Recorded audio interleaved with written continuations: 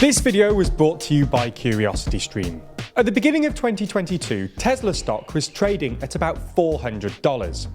Since then though, Tesla has had a difficult year, closing 2022 with the stock trading at about $123. So let's dive into what's happening here. Let's run through Tesla's pretty terrible year.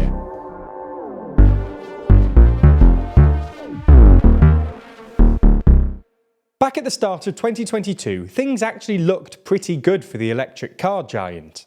Their operating margin reached a record high of 19%, and in Q1 they delivered 300,000 cars. Not a lot for other manufacturers, but a lot for Tesla. Even when broader difficulties in the market impacted their value, the company was able to rebound after increasing prices to match inflationary pressure. Tesla stock took an even bigger boost when they unveiled their new Germany-based Gigafactory in March. New factories are always good, but this one especially led investors to hope that Tesla would soon become less reliant on China for manufacturing, a country which, thanks to zero COVID shutdowns, was becoming less and less reliable. Then in April, Musk announced his intention to purchase Twitter. Days later, Twitter approved the bid, just before a sharp drop in Tesla's valuation. Now, that's likely thanks to general investor wariness about Musk's proposed takeover, but it certainly wasn't helped when Musk announced that he'd sold $8.4 billion worth of stock in less than a week, before selling another $4.4 billion 2 days later. Tesla investors naturally weren't happy to see Musk selling up his Tesla stocks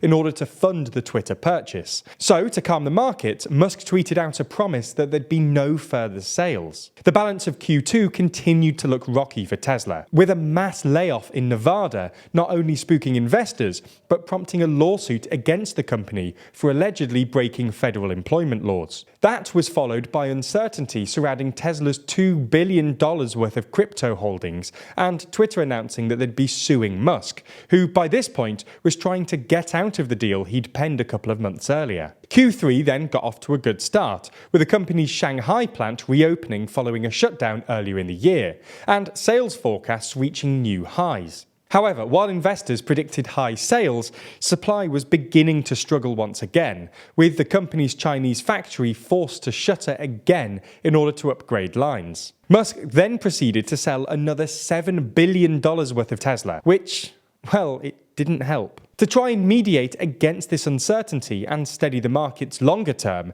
Tesla announced that they'd be conducting a 3-1 stock split. Essentially, this meant that each person who owned a Tesla share was given 2 more, tripling the quantity of shares in the market. The idea behind this strategy was that it would make Tesla shares more affordable for retail investors, essentially driving demand for the ordinary people on Twitter who love Elon Musk and want to buy into his businesses. Splits like these don't impact a company's market value on their own though. The idea just is that by making the pool of shares bigger, it encourages smaller investors to buy in, pushing up demand. Unfortunately for Tesla, that didn't happen in this instance, with Tesla shares actually falling in value in the days following the split. That's not necessarily because of the split though. Q3 brought enough trouble of its own for the company. That's because their Chinese factory was, once again, forced to shut down due to a COVID outbreak. So, while Musk boasted during the company's earnings call that demand remained high going into Q4, questions surfaced once again about the company's ability to actually capitalize on that demand. That issue got even worse in December when the once celebrated German Gigafactory fell into total chaos after failing to meet staffing targets and thus completely missing production goals. Things were so bad that one report suggested they'd barely been able to fill half of the roles required in the factory, with one employee telling Wired, "There are people who I haven't seen working for 3 weeks in 6 months. Many people are signed off sick because the motivation isn't there. Some people are off sick longer than they've actually worked." All while this was happening, Musk seemed somewhat distracted by his acquisition of Twitter, which went through earlier in the year. While it's hard to fully gauge Elon's workload, the multi-millionaire's behaviour at Twitter, the issues facing the site already, and his erratic tweets alone all worried investors, sparking a number of serious conversations that Musk was too distracted by Twitter. True or not, this perceived distraction was easily enough to spook investors and lead to yet further decline in Tesla's share price. Which leaves us where we are now, with Tesla's value at a new low since 2020, with the company seeing its market cap slip from more than $1.23 trillion to below $350 billion. That's a bigger loss than all other car manufacturers combined. That being said, it's worth noting that obviously it's not just Tesla that's struggling at the moment, so it's not fair to fully blame their ongoing struggles on the company or its management. In fact, Amazon actually lost shareholders more money in 2022, wiping 48% off their value, or a market cap drop of $804.6 billion. Apple and Microsoft also saw their market caps shrink more than Tesla's. However, when we look at raw percentages, Tesla has struggled more than the other more technological companies it likes to be compared to. It's also doing far worse than traditional car companies, with Ford down 47% in the last year, GM 45%, VW down 34%, and Toyota down 19%. So, while a broader downturn certainly can be blamed for a lot of Tesla's problems, there are also some pretty major issues at play within the company contributing to these results. Elon's lack of focus, his wild ride over at Twitter, lawsuits, and the reliance on Chinese factories.